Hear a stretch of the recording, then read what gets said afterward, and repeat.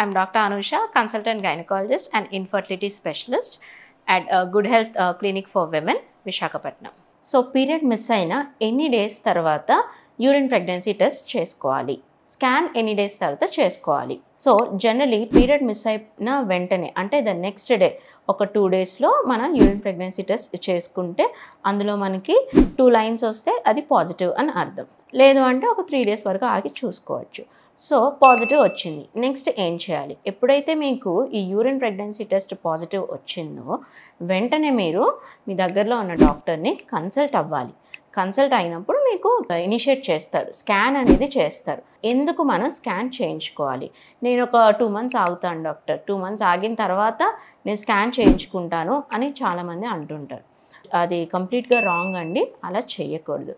ఎందుకంటే మనకి ప్రెగ్నెన్సీ అనేది ఎక్కడొచ్చిందో ఫస్ట్ తెలుసుకోవాలి. కొన్నిసార్లు ఈ ప్రెగ్నెన్సీ అనేది ఫెలోపియన్ ట్యూబ్స్ ఉంటాయి మనకి, ఆ ట్యూబ్స్లో కూడా వచ్చే అవకాశం ఉంటుంది. సో ఆ ట్యూబ్స్లో వచ్చినప్పుడు ఏమవుతుంది, మనం స్కాన్ తీయించుకోకుండా అలా వదిలేసినప్పుడు ఆ ప్రెగ్నెన్సీ అనేది ఆ ట్యూబ్లో వచ్చి పెరుగుతూ ఉంటుంది. దీన్ని ఎక్టోపిక్ ప్రెగ్నెన్సీ అంటాం.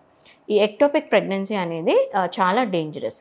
కొన్నిసార్లు ఏమవుతుందంటే ఆ ట్యూబ్లో పెరగడం వల్ల ఆ ట్యూబ్ అనేది రప్చర్ అయ్యి లోపల హీమోపెరిటోనియం అయ్యి ఎక్కువ బ్లీడింగ్ అయ్యి కొన్నిసార్లు పేషెంట్ చనిపోయే అవకాశం కూడా ఉంటుంది.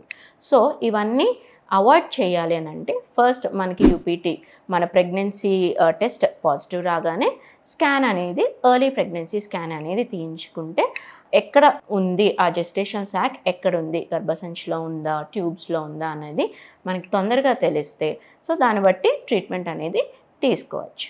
Thank you.